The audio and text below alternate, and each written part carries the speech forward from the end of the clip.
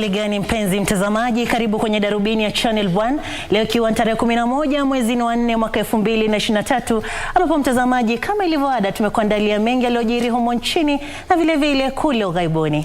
Mtazamaji, kizungumkuti kinachozingira kucheleweshwa kwa mishahara wafanyikazi wa umma inazidi kutokota, ambapo sasa chama cha madaktari kinatishia kuandaa mgomo wa kitaifa. Bila shaka mtazamaji, lakini mwanzo tupate vidokezo.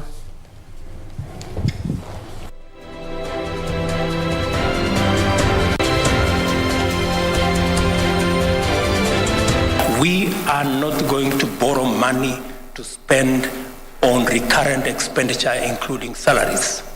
That is the position of the government of Kenya.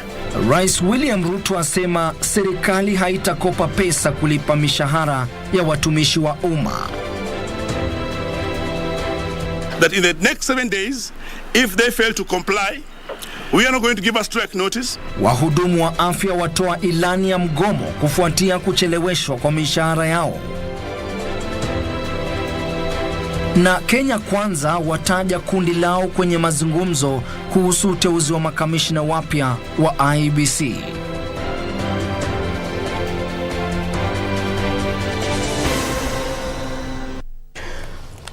Moja kwa moja kutoka makao makuu ya shirika la utangazaji nchini KBC. Hii ni dakika 30 ya habari, uchambuzi, maelezo na vile vile michezo. Mimi ni Chumba. Nami mtazamaji ni Sarafina. Robi, mwenzetu wa ishara ni Susan Thoko. Tukianza na taarifa kuu ni kwamba serikali iko kwenye mkondo ufaao katika kuendesha uchumi thabiti usiotegemea mikopo. Rais alisema kuwa ingawa mishahara imechelewa kulipwa, azma yake ya kuhakikisha kwamba nchi hii haifadhili matumizi yake ya kifedha ya mara kwa madeni ingalipo. Rais Ruto alitoa hakikisho kwamba uchumi huko kwenye mkondo wa ufufuzi na kwamba hali itaimarika hivi karibuni. Huku maelfu ya watumishi wa umma wakisubiri kutolewa kwa mishahara yao ya mwezi Machi, Rais William Ruto amevunja kimya chake kuhusiana na swala hilo, akisema kwamba kila kitu kimedhibitiwa, akikariri kwamba ni mara ya kwanza kwa hali hiyo kutokea nchini. Rais vilevile alisema kwamba nchi hii inakumbwa na hali ngumu zaidi ya kiuchumi. I know we had an issue of delayed salaries, which is somebody said it is the first time that we are having delayed salaries. Yes, it is the first time we are having delayed salaries. But it's also the first time we are having such monumental debts. I want to assure the country that that is managed. We have turned the corner. All I assure the country is this, the commitment I made that we are not going to borrow money to spend on recurrent expenditure, including salaries. That is the position of the government of Kenya.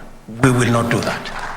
Rais Ruto alipongeza halmashauri ya ukusanyaji ushuru nchini, akisema kwamba kufikia sasa imetimiza 95% ya majukumu yake, na kusema kwamba nchi hii imepunguza nakisi yake ya kifedha hadi 5.7%, huku ikinuia kupunguza hadi 5% mwaka ujao na 4.4% mwaka unaofuatia. And I want to commend the Kenya Revenue Authority for what they are doing. They are today at 95% of their commitment. Thank you, Madam Acting Commissioner. They are doing a wonderful job in a very difficult terrain where we have experience of people who are not used to paying taxes. But we have said that this is no longer going to be the animal farm. All of us are going to pay. Rais Ruto pia alisema kwamba ameiagiza Wizara ya Fedha kuchunguza upya mipango yote ya utoaji ushuru kabla ya kusoma kwa bajeti ya mwezi Juni ili kushughulikia changamoto zilizoko. There are some taxes we certainly are going to reduce in the coming budget because some of the taxes are punitive and they actually encourage more dodging than paying and compliance, so that we can make it much more easy for citizens, corporates, and all the people that work with us to comply with taxes. Rais William Ruto aliyesema haya wakati wa uzinduzi wa ripoti kuhusu tathmini ya utendakazi wa wizara ya mashirika ya kiserikali na taasisi za mafunzo anuwai katika kipindi cha matumizi ya pesa za serikali cha mwaka 2021 na mwaka 2022, huku watumishi wa umma wakihimizwa wahudumie nchi hii kwa uadilifu. Kenya Vision 2030 identified performance contracting as one of the public service reforms that would intensify efforts toward building a public service that is more citizen-focused and results-oriented. A motivated human service resource remains core to performance management and service delivery. In order to promote productivity, innovation, and creativity in public service, youth and personnel living with disabilities require to be motivated. Katika uzinduzi huo, Wizara ya Usalama wa Kitaifa, Wizara ya Kawi, Bodi ya Unyunyizaji Mashamba pamoja na vyuo vya Embu na Kenyatta ni miongoni mwa wizara na mashirika ya kiserikali yaliyotuzwa kutokana na utendakazi bora. Nikiripotia Darubini, naitwa Gladys Mongai. Shukran Mongai. Mtazamaji, kwenye sekta ya afya ni kwa wahudumu wa afya wametoa ilani ya siku 7 ya mgomo kufuatia kucheleweshwa kwa mishahara yao. Kupitia chama cha madaktari, wataalamu wa dawa na wa meno, madaktari hao wanasema watagoma ikiwa serikali haitashughulikia swala la kucheleweshwa kwa mishahara na kukosa kuwasilishwa kwa matozo yao kwa asasi husika. Kwenye kikao cha pamoja na wanahabari, wahudumu hao wakiwemo madaktari, wauguzi na wataalamu wa dawa na lishe walisema serikali 40 za kaunti bado hazijawalipa mishahara wafanyikazi wao. Our members either have not been paid their salaries, and for those who have been paid, their statutory deductions have not been paid, and so they cannot even be able to access services of National Hospital Insurance Fund.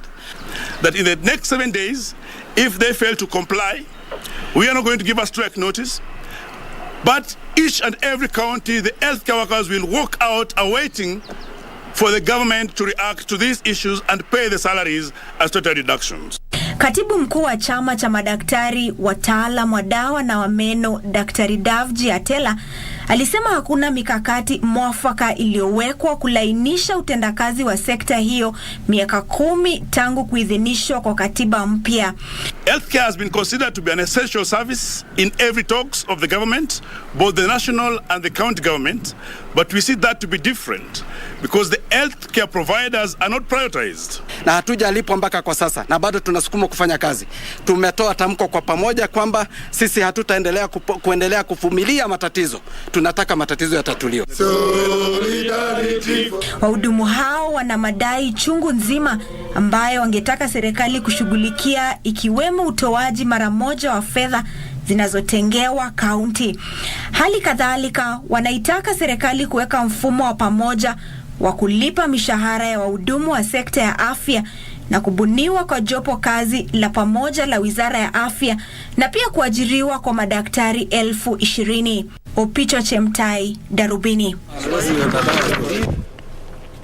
Tugeukie sasa taarifa ya tanzia ambapo tunaripoti kwamba mwanafunzi mwingine wa shule ya wasichana ya upili ya Mukumu ameaga dunia alipokuwa akipokea matibabu katika hospitali ya kaunti ya Kakamega. Mwanafunzi huyo umri wa miaka 17 alikuwa amelazwa kwenye chumba cha wagonjwa mahututi katika hospitali hiyo kufuatia ugonjwa unaohusishwa na kula chakula chenye madhara shuleni humo. Diana Mambele alikuwa miongoni mwa wanafunzi 72 wa shule ya wasichana ya upili ya Mukumu waliolazwa kwenye hospitali ya kaunti ya Kakamega kufuatia kuzuka kwa ugonjwa huo shuleni humo juma lililopita. Familia yake inasema Mambele amekuwa akiugua tangu wanafunzi walipokwenda kwa likizo fupi ya katikati ya muhula. Wakati Diana alikuja kwa after, nilimwangalia Diana alikuwa mgonjwa. Sasa Diana akarudi shule kama amechikasa kidogo. After 2 days wakaniidia Diana, nikaenda nikachukua Diana, nikapeleka Diana Mgumu, nikaenda Diana nyumbani, nikaanza kutibu Diana. Si kuachia Diana nafasi hata kidogo. Alilazwa hospitalini akiwa na matatizo ya kuhara na kutapika. Familia yake inailaumu hospitali kwa kukosa vifaa vya matibabu. Diana kitu kama jioni kabisa saa 1:30 hivi. Mama kaniambia tunapeleka Diana ICU. Karibu nianguke. Sababu nilikuwa na kijana tu, tuko tu wawili nyumbani, kijana hako. Sababu tumepaki tu na huyo kijana ndio amefanya form 4, tena tunatarajia aende mahali pengine. Kaambia kijana, hata kama ujui kuomba, hebu njoo tuombe pamoja. Hata siku kula chakula. Asubuhi ndio mama ananiambia, leo Diana kuonya baba. Ni mreba nishi. Ari ako boranga ni mwende. Punde si punde nikaambiwa Diana hakuna. Mimi kukua pale kufikia jioni. Daktari tena akakuja akaniambia huyu mtoto haifai aendelee kaa hapa. Tunataka kumpeleka mahali atakuwa monitoring kwa 24 hours. Na nikawauliza ni wapi, wakaniambia ni ICU. Nikashtuka. Sasa wanaitaka Wizara ya Elimu kuhakikisha viwango vya juu vya usafi vinazingatiwa shuleni. Nilifurahia kwa sababu nimepeleka mtangu boarding. Ingekuwa vizuri Diana hata tail. Abada shida akirudi kwa nyumba. Miwa sina kazi. Naamka mapema nalala kama saa imeenda. Ili nilipia Diana yangu school fees. Diana alikuwa anaenda kumalizia. Mimi nimeona uchungu kwa kupoteza Diana, alikuwa anaenda kumalizia. Na hadi kuuliza mkuu, mimi sina deni huko. Hadi Diana vile alikuwa ameenda, nilikuwa nimeclear school fees yake nikingojelea tu tamu yenye inakuja nimalizie, sina deni yoyote. Kufikia sasa, wanafunzi 3 wa shule hiyo wameaga dunia kutokana na ugonjwa huo. Khalid Abdullahi, Darubini. Inauma sana makiwa kwa ndugu, familia na jamii ya huyo mwanafunzi aliyefariki. Na mtazamaji, kufikia hapo basi tunachukua pumziko fupi, lakini tuna jumbe kwenye kurasa zetu ambapo unamwona Purity Monani anasema anatazama kutoka Makadara, Jairus Mukwana, Flex Rosalia na vile vile Mark Omolo kutoka Wagusu, Bondo, Siaya County. Oscar Ndege ukiwa unasema unatazama live ukiwa Mount Elgon, alafu Josephine Mumbua tumepata ujumbe wako pia. Ismail Shad Jialu ukiwa Gilgil tumepata ujumbe wako. Mtazamaji, usiende mbali kwani tunarejea na habari zaidi, lakini kumbuka pia unaweza ukatembelea tovuti yetu maridadi kabisa www.kbc.co.ke. Usiende mbali.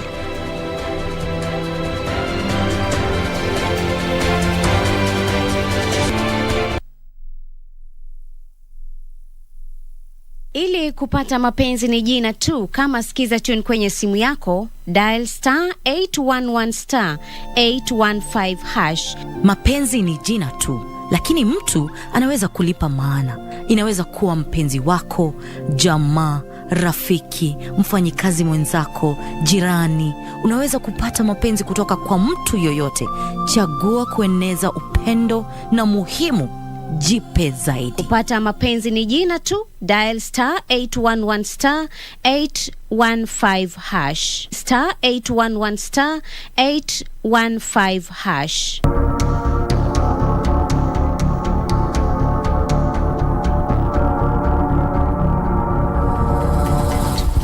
Maikuwa kuua, ilikuwa pesa. I was listening to things that were just amusing and like, really? Okay. Yes, you say that I gave you money. What money?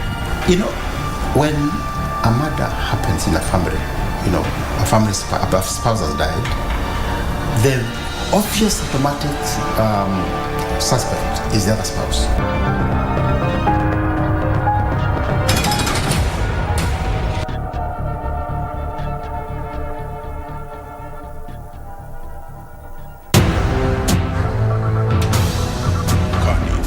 At your border crossing captured a person of interest.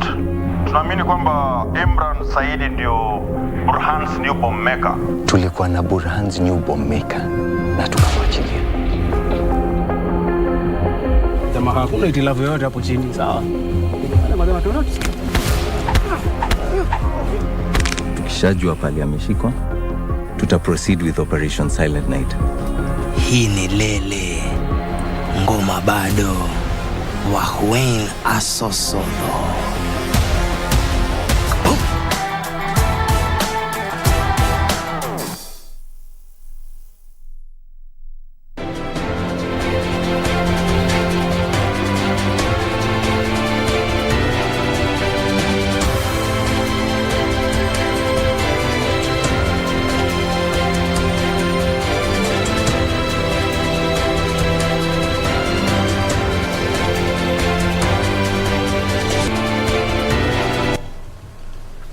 Naam, karibu tena mtazamaji, unaendelea kutazama Darubini ya Channel 1. Kumbuka unaweza kutupata mbashara pale Facebook, YouTube na Twitter @KBC Channel 1 @BenK Chumba na vile vile @Sarafin_Robi. Muungano wa Kenya Kwanza umetaja kundi lake la wanachama 7 watakaowakilisha upande wa serikali kwenye mashauriano na upinzani kuhusu utaratibu wa kuwateua makamishna wapya wa tume ya uchaguzi na mipaka IEBC. Hata hivyo, muungano huo umekariri kwamba hautakubali shinikizo zozote kutoka kwa upinzani kulazimisha serikali kufanya maafikiano ya serikali ya mseto. Wabunge wa Kenya Kwanza chini ya wenyekiti wa Rais William Ruto hii leo walikutana katika ikulu ya Nairobi. Wabunge hao waliwateua wanachama 7 wa kamati watakaojumuika na wale wa upinzani kwenye kamati ya mazungumzo ya pande mbili kupitia bunge kama ilivyopendekezwa na Rais mnamo tarehe 2 mwezi huu. Wanachama walioteuliwa ni pamoja na seneta wa Kakamega Boni Halwale, mbunge wa Tharaka George Murugara, seneta maalum Esi Okenyuri, mbunge wa Kibwezi Magharibi Mwengi Mutuse, mbunge wa kaunti ya Taita Taveta Lydia Haika, seneta wa Bomet Hilary Sigei na mbunge wa Eldas Aidan Kainan. Wakiongozwa na kiongozi wa wengi bungeni Kimani Ichung'wah, wabunge hao walikariri kwamba mazungumzo hayo yatafanyika chini ya katiba. Therefore, the failed policies of the last regime cannot and shall not be forced on either government or the people of Kenya, because the people of Kenya rejected them in the elections. We resist the attempts by the opposition to force or blackmail the government to implement failed policies of the last regime that drove the country into economic mess, including the corruption-ridden consumption subsidies, irresponsible borrowing and gross fiscal mismanagement. Viongozi wa Kenya Kwanza pia walishikilia kwamba swala la kufunguliwa kwa sava za IEBC kama inavyoshinikizwa na kiongozi wa Azimio Raila Odinga linaweza tu kuamuliwa na mahakama ya upeo. The opposition is within its rights to seek a review under the constitution and under the law from the Supreme Court on the issue of any servers that they think was not done by the Supreme Court. They can go back to the same Supreme Court. On the reinstatement of the Cherera 4, there are no provisions under any law or under our constitution to reinstate officers, public officers who have voluntarily resigned from public office. We will listen to every Kenyan, but we find it rather difficult to take advice from the very people that put us in the mess we are in today. Aidha, wabunge hao walisema mipango ya serikali kupunguza gharama ya maisha inaendelea kama ilivyopangwa kupitia kupunguzwa kwa gharama ya uzalishaji. That we shall support the government's policies towards subsidizing production to enable cheaper food land on the tables of Kenyans. Viongozi wa Kenya Kwanza wamesisitiza ya kwamba watafanya tu mazungumzo na upinzani kupitia bunge na ya kwamba hawatashawishiwa kutekeleza yale ambayo hayaruhusiwi katika sheria. Nancy Okware nikiripotia Darubini kutoka katika ikulu ya Nairobi. Naam, shukran sana Okware kwa taslifu hiyo. Tukisalia popo kwenye ulingo wa siasa mtazamaji, ni kuwa chama cha wachache katika bunge la kitaifa linataka kubuniwa kamati ya wabunge na wataalamu wa masuala ya kifedha kutathmini matumizi ya ushuru unaokusanywa na mikakati ya Wizara ya Fedha na halmashauri ya ukusanyaji ushuru KRA.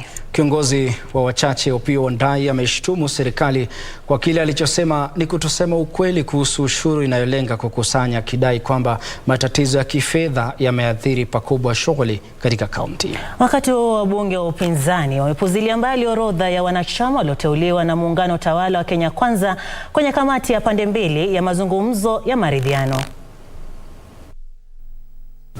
Chama cha wachache katika bunge la taifa kimeelezea wasiwasi kutokana na matatizo ya kifedha na hali inayoendelea kudorora ya kiuchumi inayoambatana na mfumuko wa bei.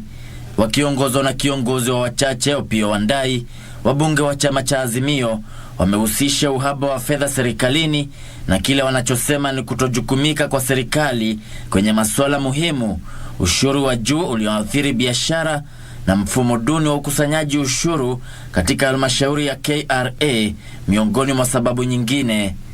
Vile vile upinzani umeshtumu kile unachosema ni mikakati duni ya ukusanyaji ushuru katika Wizara ya Fedha na Benki Kuu ambayo imesababisha wawekezaji kupoteza imani.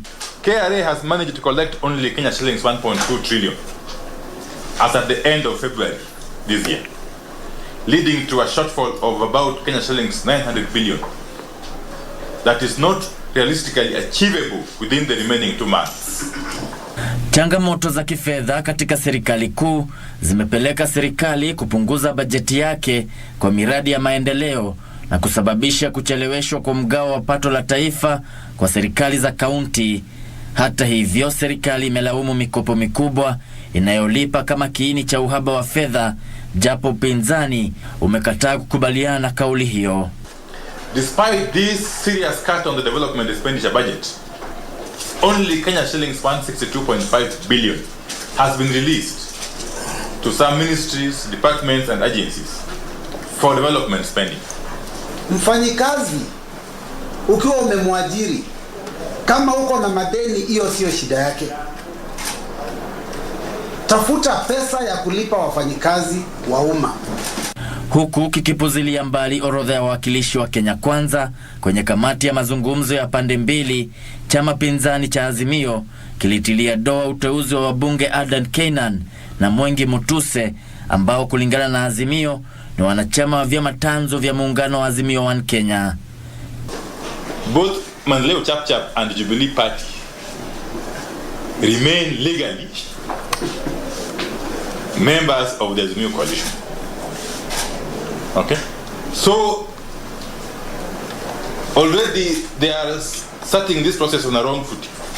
Nothing can be far from the truth. In fact, they must be daydreaming, because it is known by everybody that the first business of the 13th Parliament was to discuss the question of coalition membership, and the question was resolved to the effect that Maendeleo Chapchap and other many political parties belong to the Kenya Kwanza coalition, and that ruling is there by the Speaker of this House. Yeshok Washira, Darubini.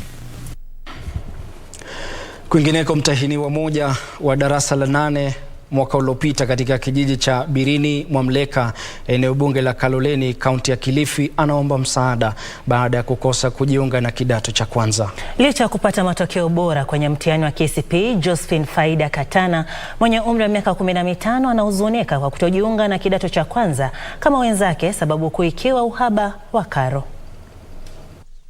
Ndoto ya Faida Katana aliyepata alama 358 katika shule ya msingi ya Birini Mwamleka kuwa daktari inaendelea kudidimia. Taswira ya nyumbani kwao ikiwa ishara ya hali ya uchochole, mbinu pekee kwa wazazi wake kujipatia pato ikiathirika pakubwa na kiangazi cha muda mrefu. Tulikuwa tunasoma sote, watu wameripoti shule, mimi bado niko nyumbani. Na hiyo kwanza tani nilikosa introduction ya form 1 yote nilikosa. Hata atakuwa mbele maybe. So nahitaji mtu yote ambaye anaweza kunisaidia. Katana anasema juhudi zake kutafuta msaada wa karo kutoka kwa mashirika na serikali hazikufua dafu. Nilijaza zile forms zote za Wings to Fly, Imarika Sako na ile ya Kaloleni wadi, ile ya MCA, yote sikubahatika. Nikaenda kwa MCA, nikaenda kwa mbunge. Babake mzazi ambaye ni mkulima wa kawaida anasimulia jinsi kiangazi kilivyoathiri shughuli za kuzalisha mnazi ambayo imekuwa ikimpatia pato kuelimisha wanawe. Mimi naona baba tahiri nijimalize kabisa. Manake naona mimi sitasoma. Namwambia mama sifanye hivyo. Tahiri nijiue mimi babako kuliko kujiua wewe. Manake mimi kidogo miaka mingi, wewe bado mchanga, utakijimaliza utakuwa umepoteza mambo mengi. Aidha amesema juhudi za kupata msaada kutoka kwa wafadhili kumwezesha mwanawe kujiunga na kidato cha kwanza ziligonga mwamba. Na sasa hii sina uwezo kabisa. Maana kama ingekuwa kama vile mwanzo, mtoto wangu angekuwa ameenda kitambo sana skuli. Maana mimi mtoto wangu alikuwa hawezi kumaliza katika hao waliosoma wote. Ile wiki ya kwanza ya skuli lazima aende. lakini sasa nimejaribu mpaka nimeshindwa kabisa. Basi na kitu kabisa. Sasa navoya huwa mshahara nipatie. Mtoto wa kisichana ana mambo mengi, nikafadhali navoya nipate mshahara. Ni matamshi yaliyoungwa mkono na mmoja wa walimu wake Gunga Mwalimu. Viongozi mbalimbali waweze kumuona huyu msichana, wamchukue ili aweze kufikia malengo yake ya maisha na baadaye. Familia hiyo sasa inaomba wahisani kujitokeza kumsaidia mwanao kuendelea na masomo yake. Niko na wanafunzi kwa mfano wanarudi shule au mara zingine nasikia kutokwa na machozi. Lakini sina dosi. Ruth Wamboi, Darubini.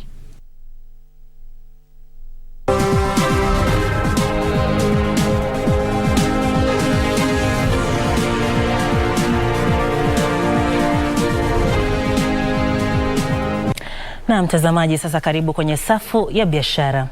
Kenya ilipoteza mifugo ya thamani ya zaidi ya shilingi bilioni 130 katika muda wa miaka miwili iliyopita. Jamii za wafugaji wa kuhamahama katika kaunti kame ndizo zilizoathirika zaidi, huku zaidi ya mifugo milioni 2.6 ikiangamia kutokana na ukame. Katibu katika Wizara ya Ufugaji Harry Kimtai alisema serikali inatafuta pesa zaidi kufadhili mpango wa bima ya mifugo. Taarifa kamili ni kwenye mseto wetu wa biashara.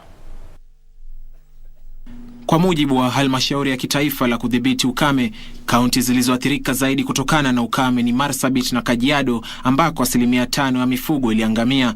Kondoo na ng'ombe ndio waliokufa zaidi kutokana na makali ya ukame.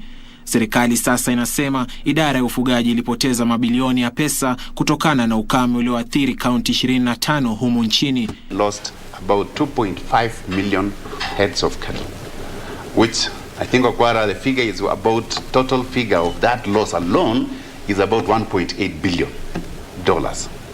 Now, if that had been secured for our country, you can see how much we have lost. Wakati huo huo, Kenya inalenga kuvutia watalii milioni 10 wa kigeni ifikiapo mwaka 2027, hasa kutoka Asia Mashariki, Amerika Kaskazini na bara Afrika. Mwenyekiti wa bodi ya utalii humu nchini Francis Gishaba amesema nchi hii inalenga kuvutia zaidi ya watalii milioni 2 wa kigeni mwaka huu.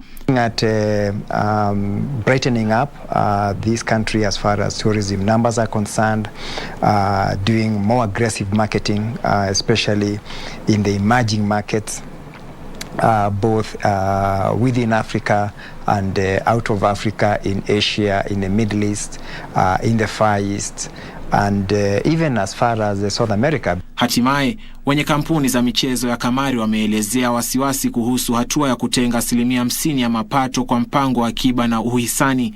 Naibu mwenyekiti wa jopo la urais linalochunguza pendekezo la kubuni mpango wa kitaifa wa bahati nasibu Gideon Wiranera, hata hivyo amesema huku sheria za ushuru zikilenga pakubwa ukusanyaji mapato, sheria hizo hazichangii ukuaji wa sekta ya michezo ya kamari, lakini zitasaidia kuzuia biashara haramu ya pesa. Realize that the legislations that have been passed in the past were a bit overtaken by time, and they had not envisaged the gambling scenario that there is in the world.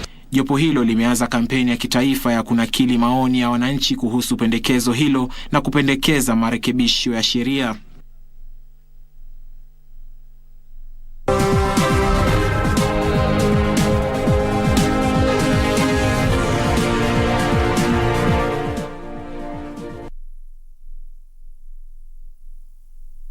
Ni kubwa, ni mingi, ni tamu, ni yako na ni moto. Tumengojea sana show ya Kikenya ambayo inatuelewa na inatujali na pia inajumuika nasi katika magumu ya maisha. Guess what? We have it. The Lotto Moto Show! Uko na uwezo wa kujishindia hadi 2 million Kenyan shillings kupitia draw yetu popote unapotutazama. Na tuko na haja ya kusikia story na magumu unayoyapitia. Tutakuita kwenye show na tutarahisisha mahali. Nafasi za wageni watatu zipo katika kila show ambao wanajipatia fursa ya kujichagulia sanduku moja kati ya 12. Kila sanduku liko na zawadi kem na za kipekee, with lots of fun, lots of prizes and money money, Lotto Moto, coming to you soon, only on KBC. See ya.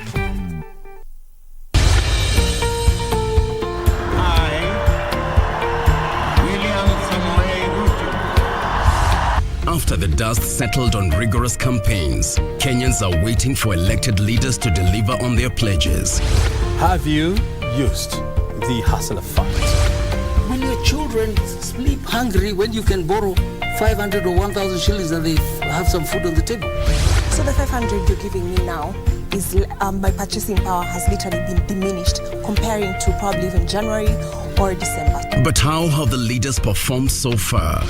In terms of the amount of money that is being disbursed, the minimum being 500 shillings, how do you scorecard that? No, that I'll give it a 2 out of 5. 2 out of 5. 1 out of 5. I'll still give it 5 out of 5. Every week, we bring you an honest assessment of the national and county governments. What is the impact of the Hustlers Fund?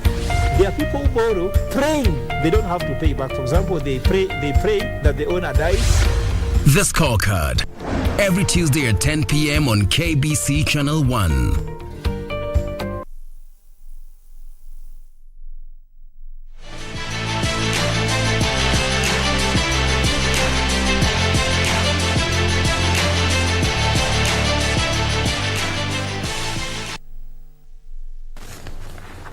Ni wakati wa habari za spoti. Hujambo na karibu. Mimi ni Timothy Kipnusu na ngwananga na taarifa kwamba timu ya taifa ya raga wachezaji 7 kila upande Shujaa irejea nyumbani hii leo kutoka Singapore ilikomaliza katika nafasi ya 10 baada ya kushindwa na Uhispania kwenye fainali ya kuwania nafasi ya 9. Timu hiyo inayofunzwa na kocha Damian McGrath inakabiliwa na tishio la kushushwa ngazi kwenye msururu huo na lazima imalize msimu angalau katika nafasi ya 11 kwa jumla ili kuwa na hakika kupata nafasi katika mashindano hayo msimu ujao. Tazama. Huku kukiwa kumesalia na mikono miwili, misimu itakayoandaliwa mjini Toulouse, Ufaransa na London, Uingereza mwezi ujao, timu ya taifa ya raga Shujaa inashikilia nafasi ya 13 kwenye msururu wa mashindano ya raga duniani baada ya kujipatia alama 7 pekee jijini Singapore ilikotoa ubingwa mwaka wa 2016. Hii ilikuwa mara ya 3 kwa timu hiyo kutoa alama 7 baada ya kufanya hivyo kwenye mikono ya Hamilton na Vancouver. We're working on everything. We're back in on Monday. We've got 3 full weeks of training. We'll be working on the things that let us down a little bit in Singapore particularly, and hopefully we'll be well prepared for the teams we're up against. We have to keep our preparation at par so that we can be able to avoid relegation, because pressure is something that can't avoid, but you have just to embrace it here. Wakati huo mchezaji Laban Kipsang wa timu ya Kenya Harlequin ataiongoza timu ya raga ya wachezaji wenye umri chini ya miaka 20 kwenye makala ya mwaka huu ya mashindano ya raga ya wachezaji wasiozidi umri wa miaka 20 yatakayoandaliwa katika uwanja wa taifa wa Nyayo hapa Nairobi. Kipsang ni mmoja wa wachezaji 4 ambao wanarejea katika timu hiyo iliyotajwa leo na kocha Curtis Olago. Wachezaji wengine waliokuwa kwenye timu ya mwaka jana iliyomaliza ya 3 kwenye mashindano hayo ni Felix Chacha wa klabu cha Mwamba, Dave Mwangi wa Kenya Harlequin na Stanlas Shikoli wa Strathmore Leos. Timu itakayoshinda mashindano hayo itafuzu kuwakilisha bara Afrika katika mashindano ya raga ya chipukizi duniani yatakayoandaliwa jijini Nairobi mwezi Julai. Kenya tayari imefuzu moja kwa moja kwa mashindano haya ya dunia kama mwenyeji. Tuagane na raga tutupi jicho mchezo wa gofu, ambapo makala ya kwanza ya msururu wa mashindano ya gofu ya Afrika Mashariki ambayo yataandaliwa kwa kipindi cha miezi 8 yalizinduliwa hii leo hapa jijini Nairobi. Msururu huo ambao utaandaliwa katika mataifa 6 ya kaunti 12 humo nchini yalipokea udhamini wa shilingi milioni 6 leo kutoka benki ya KCB. Msururu huo utajumuisha mikondo 8 itakayoandaliwa jijini Kenya ila hali Tanzania na Uganda itaandaa mikondo 2 kila mmoja. Jamhuri ya Kidemokrasia ya Kongo, Rwanda na Burundi zitaandaa mkondo 1 kila mmoja. Mashindano hayo yatajumuisha wachezaji wa kulipwa na chipukizi. Washindi kutoka kila klabu watashiriki katika fainali yatakayoandaliwa katika uwanja wa mchezo huo wa Karen mwezi Novemba mwaka huu, ambapo wachezaji wapatao 200 kutoka timu 40 katika eneo la Afrika Mashariki watashiriki. provide resources to plug those holes in terms of sponsorship and to encourage corporate sponsors like KCB.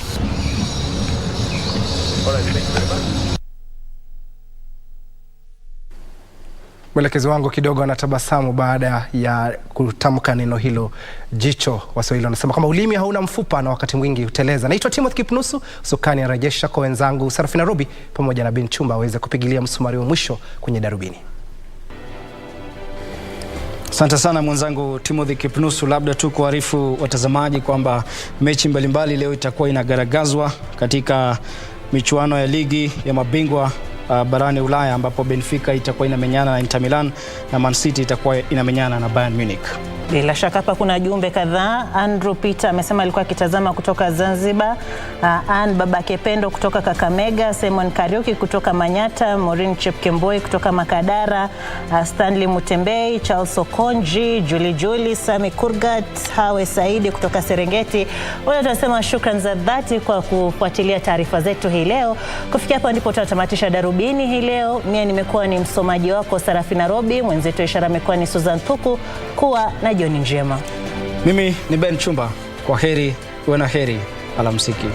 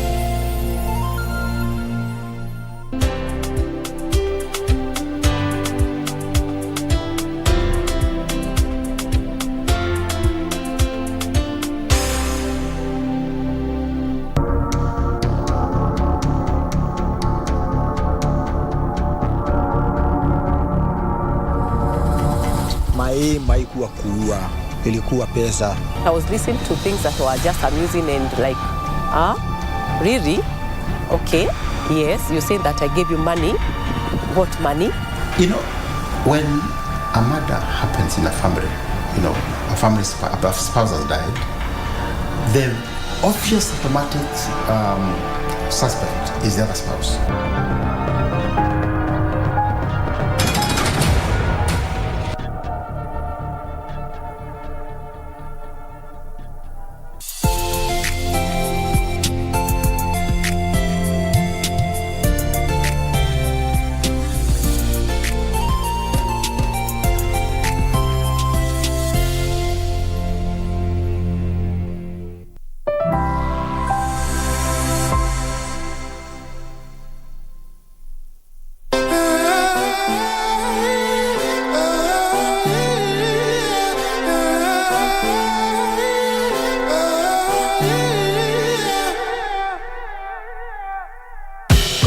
mini fighter, kani moto mini lighter, leta ngori niko rada, leta no motani pata, bless this my land that I vowed to protect, nipe nguvu so that I can defend, tunajua niku dangerous, tunaomba won't you pray for us, mpakani tuko on, mpakani tumeweka dade, bless this my land that I vowed to protect, nipe nguvu so that I can defend.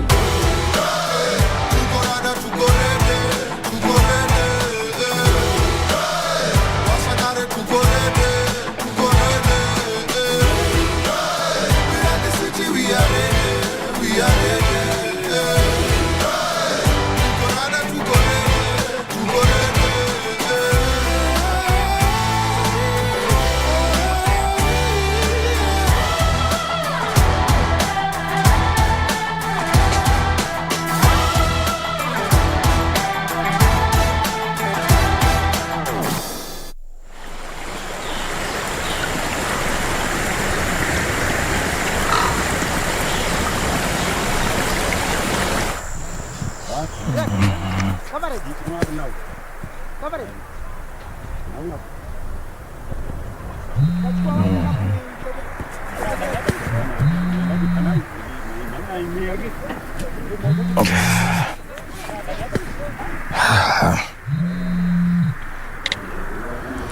Hello? He's gone. Ati? Sam, he's gone. Ruth, umesikia nini?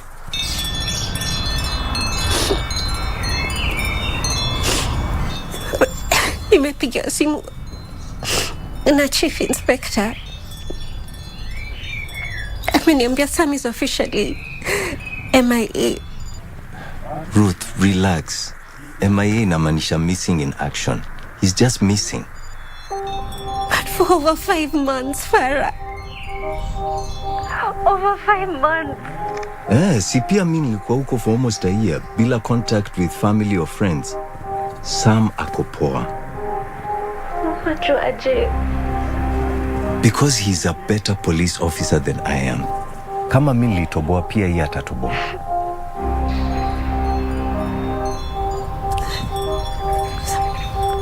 Sawa. Nitakupigia nikisikia nini.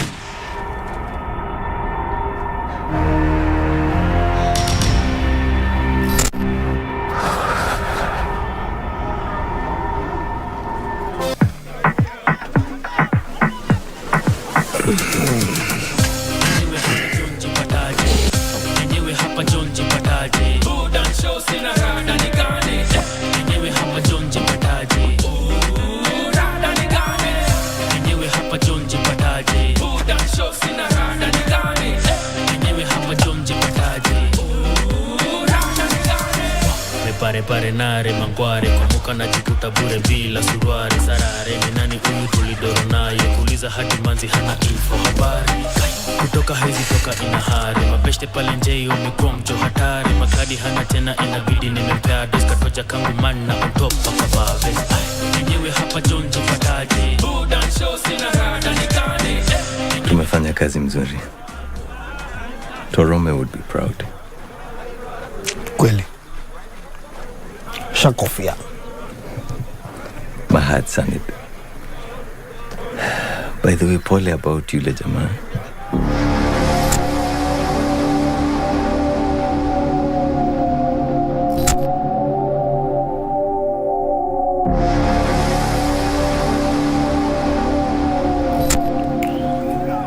Ina no mafande.